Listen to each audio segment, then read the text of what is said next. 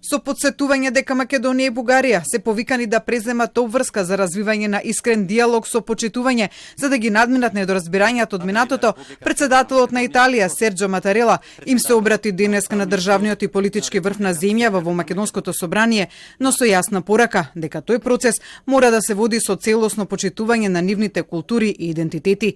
Матарела притоа беше конкретен околу посебноста на македонските идентитетски обележја.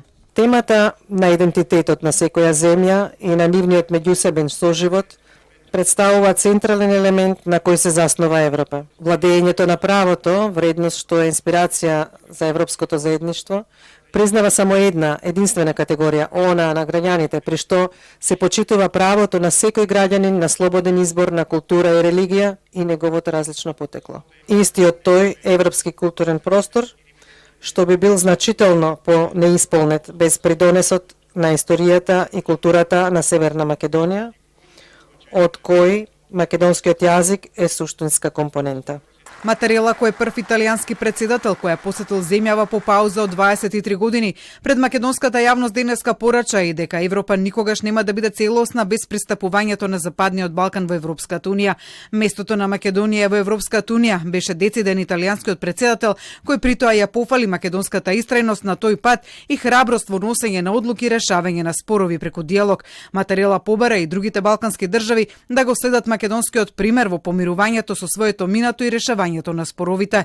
Пред да се обрати од собранието, Матарела имаше и тет-а-тет средба со македонскиот председател Стево Пендаровски, кој лично му се заблагодарил за поддршката која Италија ја дава на земјава за членството во Европската унија.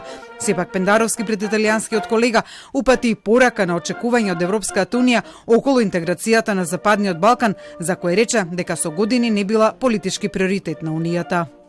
Јас се надевам дека новиот фокус на Европската унија кон Западниот Балкан не е само заради ургентноста на ситуацијата со руската инвазија во Украина, туку ќе биде од траен карактер, затоа што на Балканот во Брисел не би требало да се сеќаваат само кога има големи проблеми, како што беше од 2015 и 2016 огромната мигрантска криза.